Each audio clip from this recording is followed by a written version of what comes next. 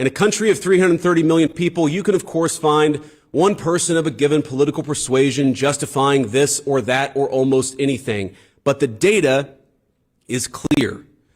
People on the left are much likelier to defend and celebrate political violence. This is not a both sides problem. If both sides have a problem, one side has a much bigger and malignant problem, and that is the truth we must be told.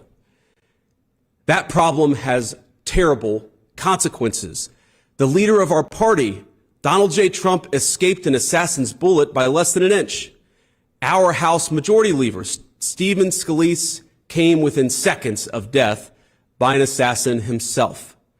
And now, the most influential conservative activist in generations, our friend Charlie, has been murdered. This violence, it doesn't come from nowhere. Now, any political movement, violent or not violent, is a collection of forces. It's like a pyramid that stacks on top, one support on top of the other. That pyramid's got a foundation of donors, of activists, of journalists, now of social media influencers, and of course of politicians. Not every member of that pyramid would commit a murder. In fact, over 99%, I'm sure, would not. But by celebrating that murder, apologizing for it, and emphasizing not Charlie's innocence, but the fact that he said things some didn't like, even to the point of lying about what he actually said, many of these people are creating an environment where things like this are inevitably going to happen. A couple of months ago, I headlined a fundraiser in Southern California, and since we'd be out there anyways, my wife and I decided to take our kids to Disneyland one weekend. We had fun, and to be clear, most of the guests said very nice things, or they just left us alone. But there was a loud and very cool minority that would shout at my children, who were 8, 5, and 3, whenever they got the opportunity. "You should disown your dad, you little shit," one middle-aged woman yelled at my 5-year-old. "Tell the Secret Service to protect the Constitution, not your father," screamed another. Are these women violent? Probably not. Are they deranged? Certainly.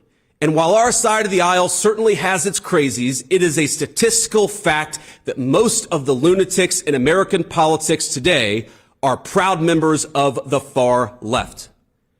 After Charlie died, one of his friends and one of our senior White House staffers had left-leaning operatives in his neighborhood passing out leaflets telling people what he looked like and where he lived, encouraging neighbors to harass him or, God forbid, to do worse.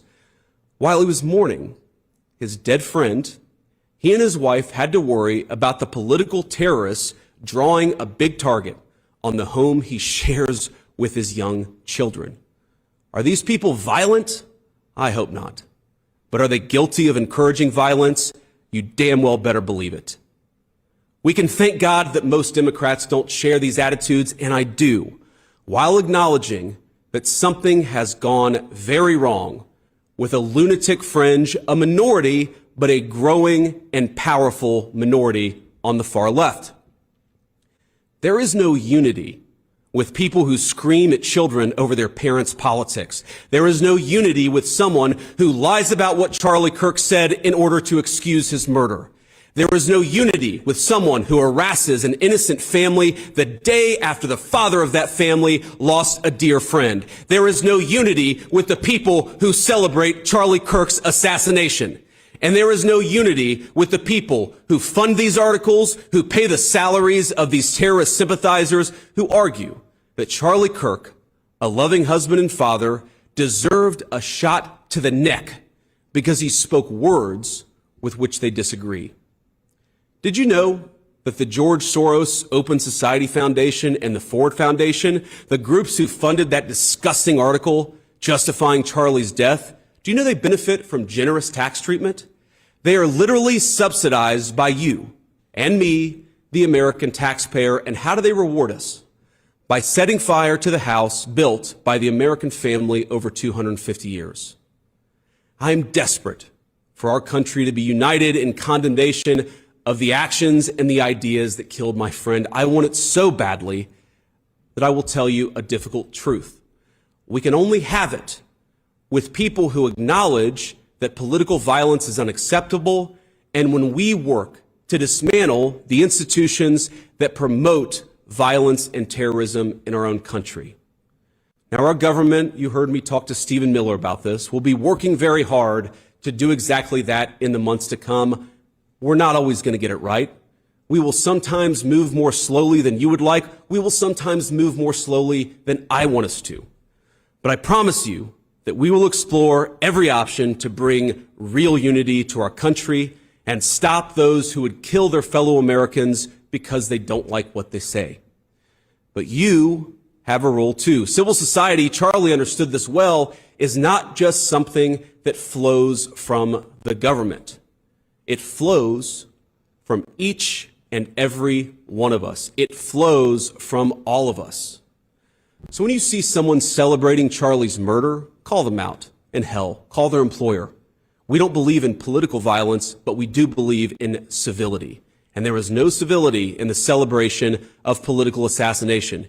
Get involved, get involved, get involved. It's the best way to honor Charlie's legacy. Start a chapter of TPUSA or get involved in the one that already exists. If you're older, volunteer for your local party, write an op-ed in your local paper, run for office. I can't promise you this is going to be easy. I can't promise you that all of us will avoid Charlie's fate. I can't promise you that I will avoid Charlie's fate. But the best way to honor him is to shine the light of truth like a torch in the very darkest places. Go do it. We owe it to our friend to ensure that his killer is not just prosecuted but punished. And the worst punishment is not the death penalty, but the knowledge that Charlie's mission continues after he's gone. St. Paul tells us in the book of Ephesians to put on the full armor of God.